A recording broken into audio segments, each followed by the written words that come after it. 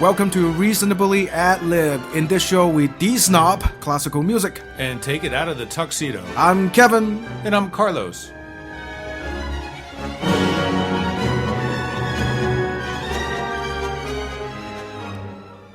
Well, this is the first show ever for Reasonably Ad Lib, a podcast that talk about classical music and hopefully branch out to other stuff as well.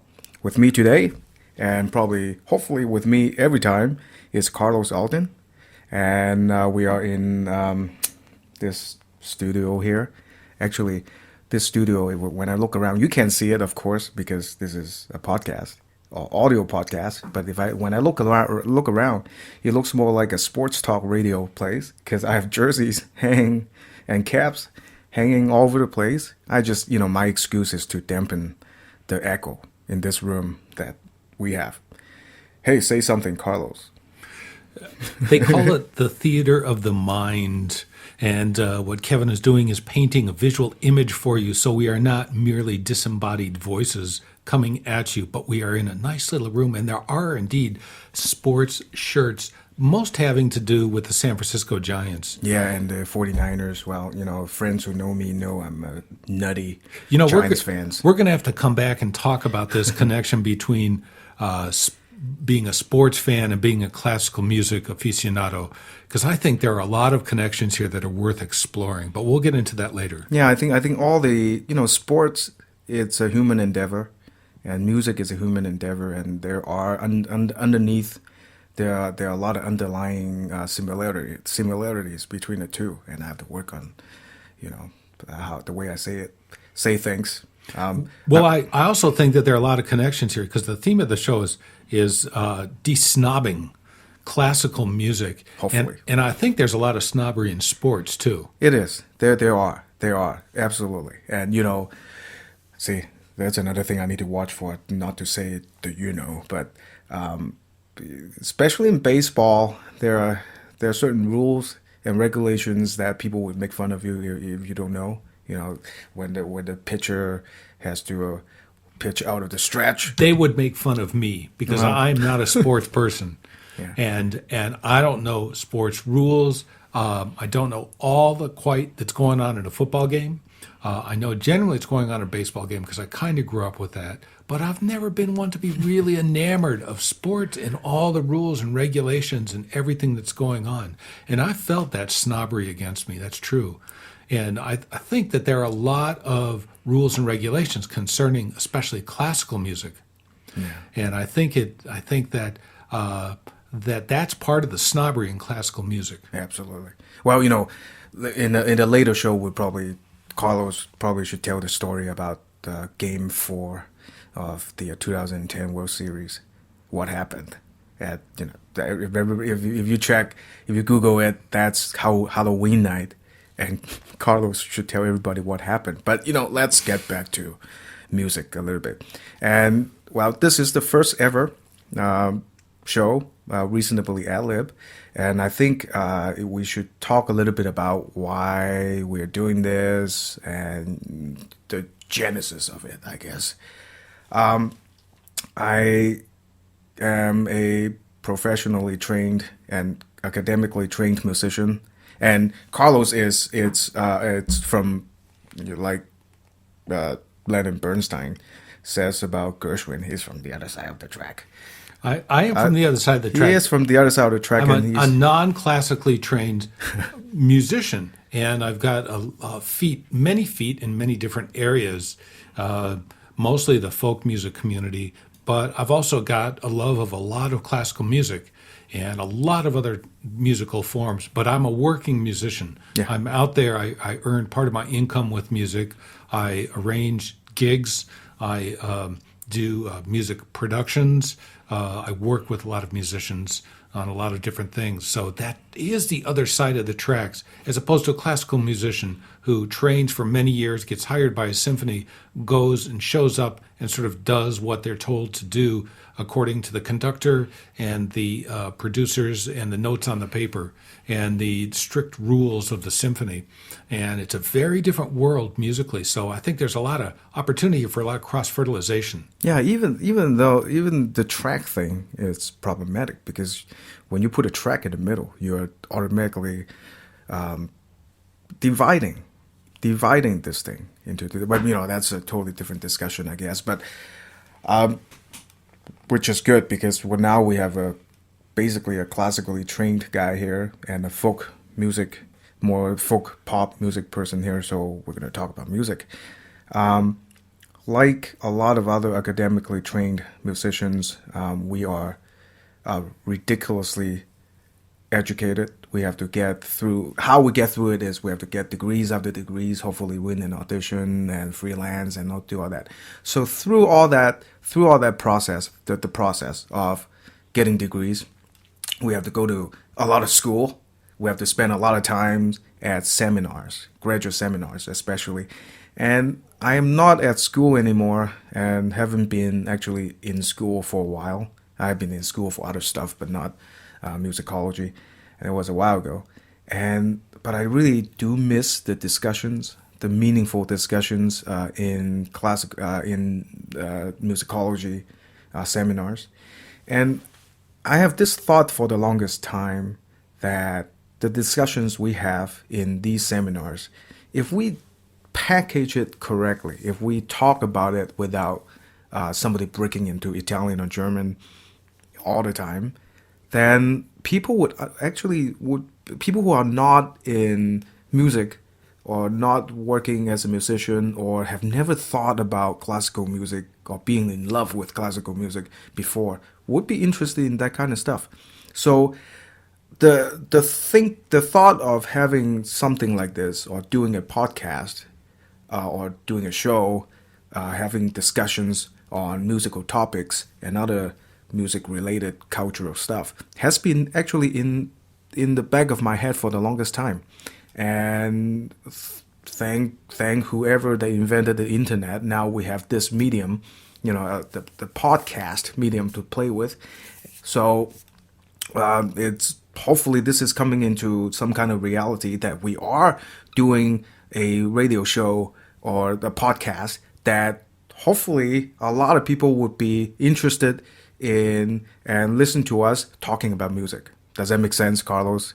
Does that make sense at all? It makes a lot of sense. And I'm sitting here thinking about the snob stuff you were talking about and all the education you go through in using German and Italian.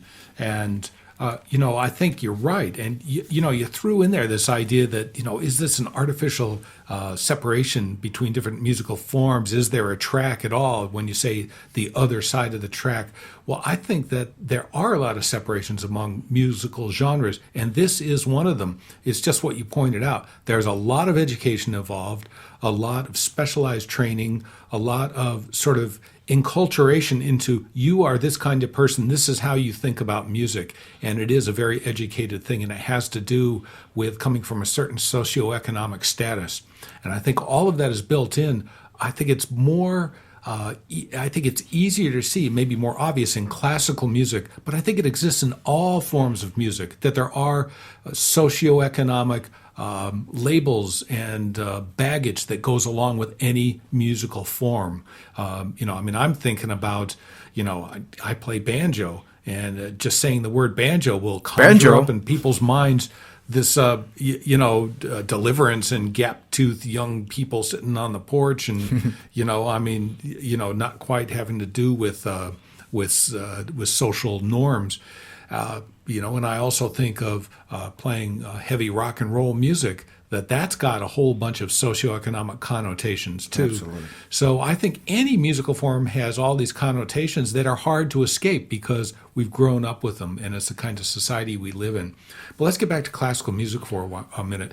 You're right, it does take an awful lot of education and a lot of enculturation to be a classical musician. The first thing that comes to mind for someone who's not a classical musician, I think, is the stiff formality of the performance, the tuxedos, the black dresses, the absolute deference to the conductor and the first violinist, and the sometimes uncomfortable seats in the concert halls, and going out after dinner. And there's a whole bunch of ritual that comes down through us to us through centuries of performance. Yeah, just something really simple like nobody should clap in between movements. And that kind of stuff. I've seen a lot of just people talking about it, a lot of posts that make fun of people who actually clap in between movements of concertos, well, symphony, whatever. There's actually no written rule in the rule book that says you can't clap in between movements. But for some reason, that became a thing. And, you know, a lot of being an orchestral musician too, yes, there's the thing about, well, you don't want to break concentration in between, you know, because a lot of times, and, you know, this is the funny things, this is one of the funny things about classical music is you never really know what the composer is thinking. You can guess, you can take a wild guess, you know, given all the evidence, but maybe some composers just compose a bunch of stuff and just slap it together and make it a symphony, 4 movements. But, you know, there are symphonies that the movements are interconnected with each other. And especially after a slow one or a sad one, you don't want to break the concentration and clap in between, that kind of stuff. But I've seen a lot of people making fun of other people about, well, why are they behaving like this at a classical concert? Because they don't know the rules. Yeah, they don't know the rules. And if you make fun of somebody who doesn't know the rules, what you're saying is we are part of an elite group. Yeah. And that is the kind of stuff that sometimes really make me angry, because this is supposed to be an inviting thing. Now, I listen to a lot of different podcasts, and one of the other favorite kind of podcast is movie reviews. And you know, the secret about that is I listen to those most of the time to screen out movies that I don't want to see. But that's shouldn't be why you're listening to a podcast, right? But a lot of times they talk about movie music, and what I have seen, what I have noticed is the movie music that people will remember are not the electronic stuff. Most of the time, not even the pop or the rock stuff. Most of the time, people remember the big orchestral stuff. Jurassic Park, John Williams. Yes, Star Wars, and you know, even like more contemporary stuff. Yes, a lot of the movies, people will remember those things. I mean, everybody can sing the Star Wars theme. Everybody can sing the theme from Indiana Jones, right? And all those music, big time orchestral stuff. All the Harry Potter movies. Yeah, all the and the Lord of the Rings, which for some reason I don't know anything about, but all that stuff is orchestral. People remember the orchestral music, which are basically Tchaikovsky, basically Wagner, basically Mozart, Beethoven. You know, all the big names in classical music is that they are the same thing. Underneath is basically the same thing. Now, why would on one hand, classical music seems to be something happened 200 years ago, nobody paid attention to, is snobbery, is like, but on the other hand, you know, movies, the stuff that happened in the past 10 years, all people can remember are the big orchestral stuff, which is the same thing. Isn't there a big disconnection there between the two things? I don't think so. I think orchestral music do touch certain sensibility within us that has nothing to do with time, has nothing to do with anything else. It will move us. It will move us. But just that, for some reason, the connection is not there. The connection that if people understand that, wow, that stuff that you hear in movies is actually the same thing in Tchaikovsky, or these music that you have to go into a concert hall and listen to, and don't clap here, don't clap there, and you have to be quiet. They're the same thing. But if somebody can help everybody connect the movie stuff to the Tchaikovsky, to the operas and all that, well, then we wouldn't have problems such as orchestras going out of business. Nobody go to a Sunday afternoon concert, that kind of stuff. Right? Am I off base here? Because it's so amazing to me. No, you're talking about. No, I don't think you're off base at all. I think you're talking about the context of the presentation. And here's my dirty little secret here. Oh, another one. Not only do I play banjo, but also I don't enjoy going to classical music concerts. I don't enjoy it because it's often in the afternoons. It's often at a time when I don't know if my blood sugar level is low or what, but I'm just not in a mood to go into a big hall and sit down, and I feel like I'm held captive. I can't concentrate very much on the movies. Excuse me. How about that for a slip on the concert, on the music? I can't. It doesn't. I can hear it and I can appreciate it and I can say, yeah, I really respect this. It's really well done. But all the trappings of a classical music concert are very off-putting. And I think it's exactly what we're talking about, is the sense of this is almost an elitist thing. It's a bunch of people down there on the stage and they're making sweet music, but it's down there. It's off there. It's not connecting to me. Whereas I hear exactly what you're saying about movies. I'm very aware of the music in movies, and I'm a big critic of music in movies and whether it works with the cinematography or it doesn't, and if it's too much or if it's not timed properly. I'm very sensitive to those things, and I think everybody is. I think it's part of, like you said, what makes Indiana Jones or Star Wars or the Harry Potter movies, that the music is there to supplement and add to and develop the themes that you're seeing. It's all part of the whole experience, and I think it works much more directly there because people aren't in a concert hall. They're not looking at their watch thinking about what they're going to do later. They're not looking at a bunch of people down there playing it. I was actually, I'm sorry that we go into this movie tangent here, but I was watching one of the guilty pleasure, one of my favorite movie, and I don't know why, it's Blue Thunder. I don't know if you remember Blue Thunder. It's about this helicopter thing in city of Los Angeles. Like it's from 82, 83. I recently watched it again, and the score it's very early, late 70s, early 80s. A lot of electronic stuff, but it sounds so dated. It's so ridiculous because really, I mean, in terms of art.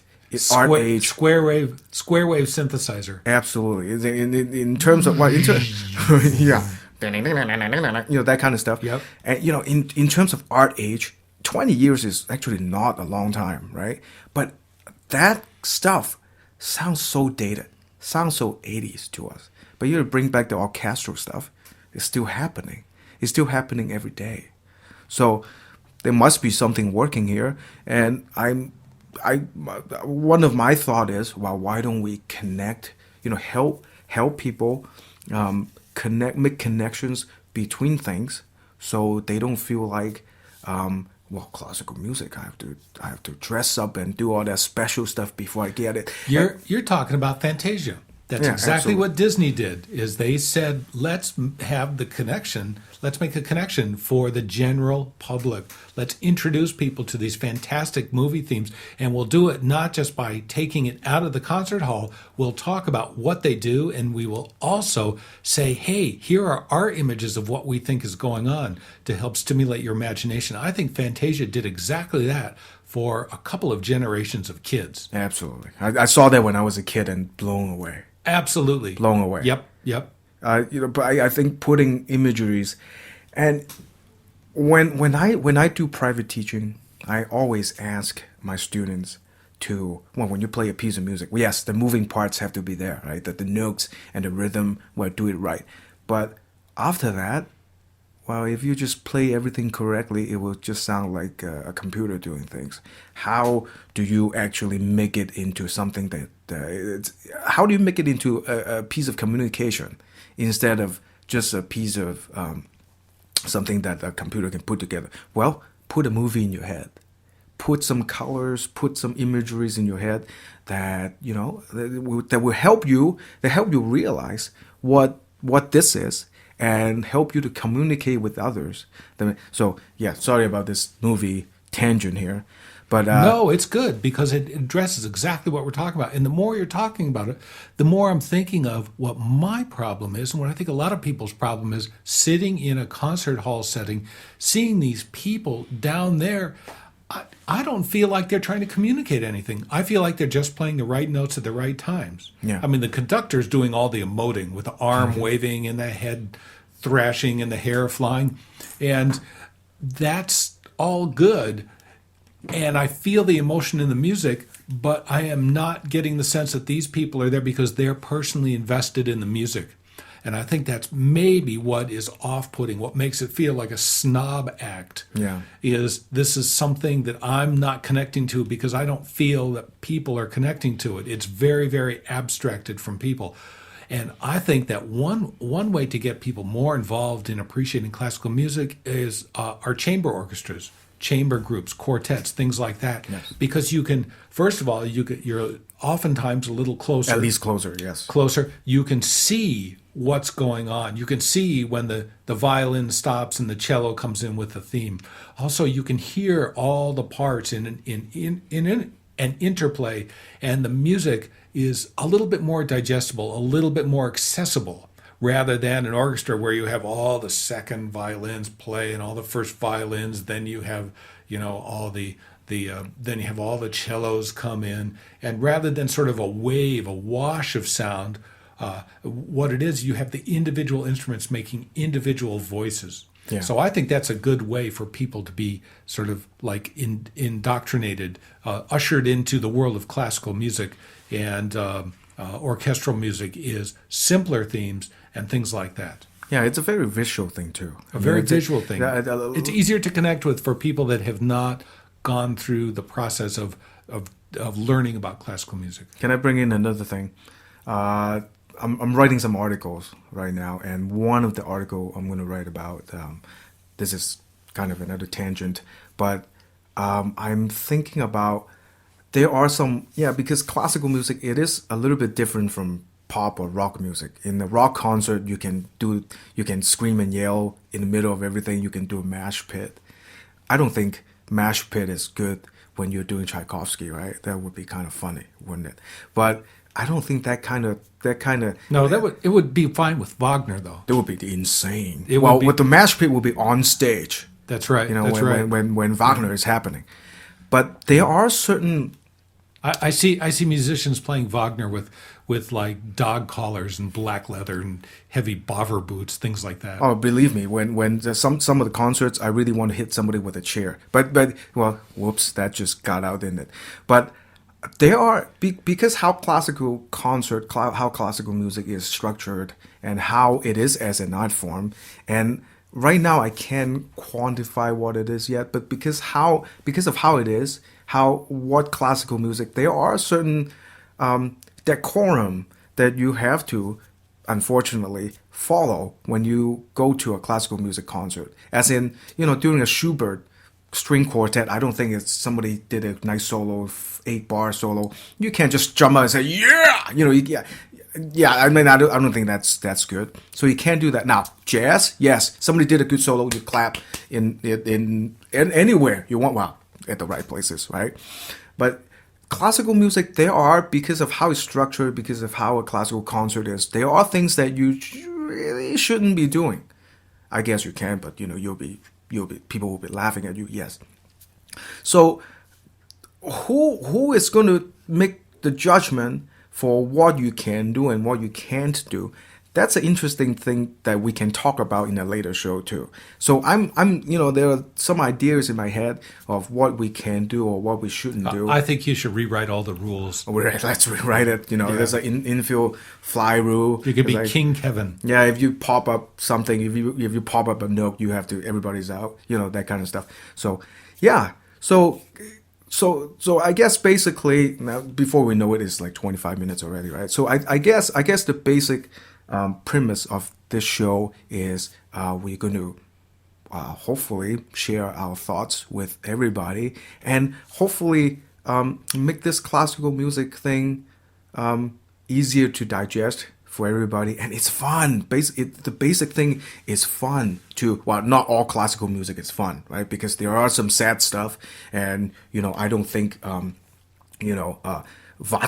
the opera. I don't think that's fun stuff to actually. You don't want to do that at a party, but they are. It's very interesting to actually pick apart and get into. So we're going to be listening to some themes of things and talking about. We will be, probably not today, but we in a later show we'll probably listen to some musical examples. We're going to pick stuff apart. We're going to, and because of probably copyright stuff, we can't play a whole thing for 15 minutes. But I think we're going to do so one of the things that we might do is.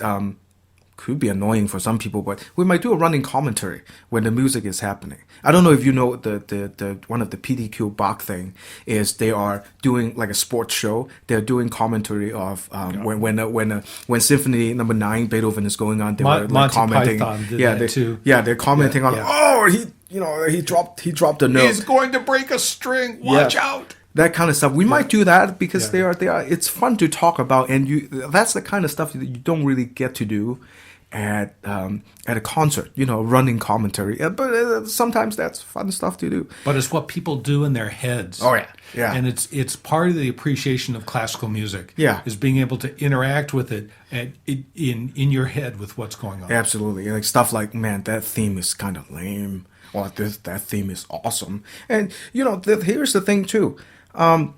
I was actually talking to a named person. It's a kid, a very smart kid, and he flat out told me that he doesn't like a certain composer, and it's one of the big three. Not start with a B. He just doesn't like that composer, and I told him, I think one of the thing is in classical music that make it such snobbery is there's a brand name thing going on. You can't say anything bad about Mozart. Well, I just gave that away, didn't I?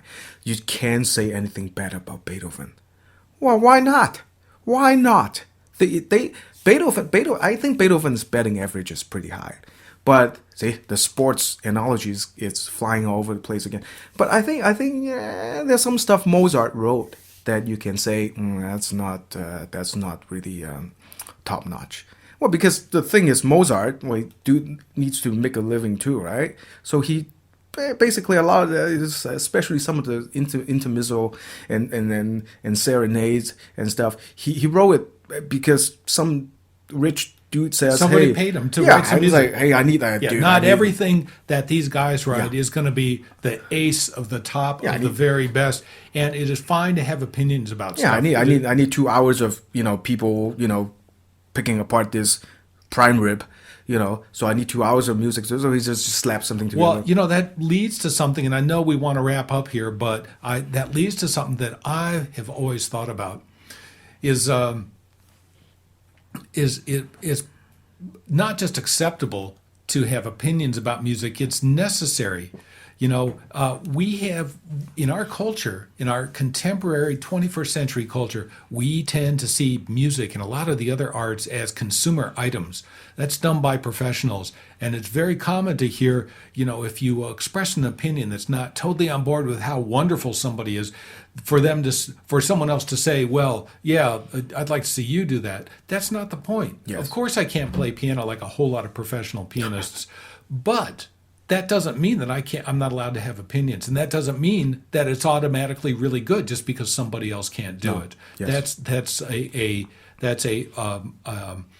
false evaluative method of how good a piece of music is. Just because somebody else can do it, then it's good. If most people can't do it, that's just because it's singularly unique doesn't mean it's necessarily good or quality music. Yeah. So basically, don't be afraid to say, well, I don't like this as much as the other, and I'm not sure about it, and it feels kind of wandering and meandering, and where is this other composer? They get to the point, and it seems to make a lot of sense to me. And maybe there's something I need to learn about the first composer, but maybe it's just not as good. Well, it's good to. I think that the good thing about, or the necessary thing about this is, if you say something is bad, if you don't hate something, well, you still have to dig into why you would hate it, why it sucks. And if that can be done, well, then that's part of the fun. Because, not everything is good. And if something is bad to you, it sounds bad to you, well, let's explore that. Let's pick it apart to see. And as part of being engaged with the music, you don't have to, when we talk about appreciating classical music and being part of it and trying to make it more accessible to people, we're not talking about, oh, you should love it more and everybody should love more. This is what it's about, is being able to sit and talk about why you don't like it. That's just as much being engaged with it. And if you can offer a lot of reasons, after you've listened to something several times, if you can offer a lot of reasons why you don't like it, you are appreciating it just as much as someone, maybe more than someone that pays for season tickets, goes and claps politely after every performance and goes home and doesn't even think about it. Great. See, before you know it, it's 30 minutes already. 30 minutes. So I think the first show, 30 minutes is enough. We can probably when this let's hope it's not too much. When this grows, it might go longer. When we have to actually listen to music and do running commentary or stuff, it might grow longer. But I think today, that's for the first show. I think that's about it. Sounds good to me. Just a couple pieces of housekeeping stuff. I have so how this show is going to go is Carlos and I hopefully. I think we will probably be here because Carlos and I just happen to live in the same town, so we can sit in this room full of jerseys and caps hanging all over the place. I have also invited a panel, an array of panelists, and was thank you whoever invents Skype. We can have other panelists join us today. Just happened that timing doesn't work for anybody. In terms of choosing the panelists, I am trying to get it as diverse an array of experts as possible. I have wind players. Well, first of all, let me declare this. I'm a tuba player, so I'm a low brass player. Here you've got a tuba player and a banjo player talking about music. Has that ever happened before? What kind of podcast is that anyways? That's just so weird. So I would have conductors. I would have actually orchestral conductors. I would have choral conductor. I'm going to write a duet for tuba and banjo. That would be just scary. I'm going to call it the two banjo serenades. The doomsday whatever. There you go. Yeah, so we're gonna at this show develop. We're gonna have a lot of different opinions. I love arguments. Well, hopefully not somewhat. Nobody's gonna hit somebody with a chair or anything. But I love arguments. Hopefully, we're gonna have people who would disagree with just me or disagree with Carlos, and I'm sure Carlos and I would disagree sometimes, but we're going to have woodwind players, we're going to have singers, we're going to have maybe even if we can put it together, maybe we can even have how about heavy metal guys. That would be fun, wouldn't it? But let's see what we can. I think right now the timing is the craziest part to figure out, because everybody has to be at least available at the same time, even though they're Skyping in. So see you guys again soon. Okay, bye.